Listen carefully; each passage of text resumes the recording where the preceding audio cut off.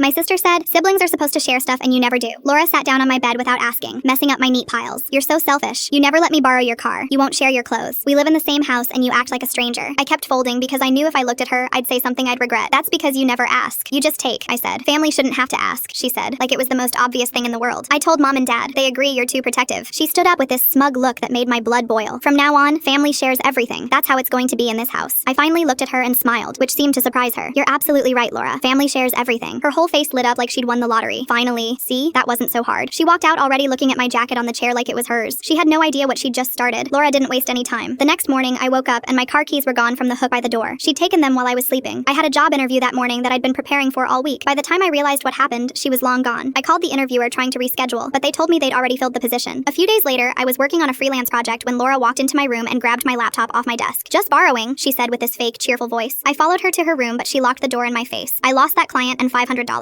But then she did something I couldn't believe. I'd left my wallet on my dresser for maybe 5 minutes while I took a shower. When I came back, my credit card was gone. An hour later, I got a notification on my phone. $300 at Ticketmaster. She'd bought concert tickets for her and her friends with my money. When I confronted her, she just shrugged. Family shares money too, she said. Mom walked by and heard everything but didn't say a word. That's when I decided to start borrowing back. Laura had been talking about her anniversary dinner for weeks. I waited until that afternoon and took her red dress, the one she'd bought specifically for the dinner. When she came to my room completely frantic, I just said, should have thought of that. She had to wear something else and her boyfriend kept asking about the special dress she'd been talking about. Her internship presentation was the next target. The night before her big presentation, I took her laptop and brought it to the living room. Need it for Netflix, I said. Mom walked by while Laura was literally begging me for it back. You said family shares everything, Mom reminded her. Laura's face went white. She stayed up all night trying to redo everything on her phone and looked exhausted during her presentation the next day. Then I started taking her car when she was at work, just left her stranded. She had to pay for Ubers to get home every single day. After 2 weeks, she'd spent exactly what she stole from me. When she complained at dinner, even Dad looked at her and said, this was your idea. Her friends started asking questions. Her boyfriend was getting frustrated with all the drama. Her boss made comments about her being tired all the time. I watched it all happen and felt zero guilt. Laura was losing it. She tried getting into my room every day, but I'd locked the door. Mom and Dad fought every night about the situation. Laura kept asking them to make me stop. She agreed to share, they'd say. She'd storm off to her room. Then one morning, she cornered me in the kitchen. You've spent $300 of my money on Ubers, she said. The same amount you stole from me, I said. That's different. How? She couldn't answer. You took my savings, cost me jobs, called me selfish. She slammed her hand on the counter. Fine. What do you want? Admit what you did. At dinner, in front of everyone. Her face went pale. That's humiliating. Like calling me selfish was humiliating. She stared at me. If I do it, we stop this? We stop this, I said. Later, she talked to our parents. I have something to say. Mom and Dad looked up. I stole money from my sister, took her things, cost her jobs, then called her selfish. Dad's fork dropped. I was wrong. She's not selfish. Dad cleared his throat. You're paying her back. Already did, Laura said quietly, sliding $300 across the table. I took it and stood up.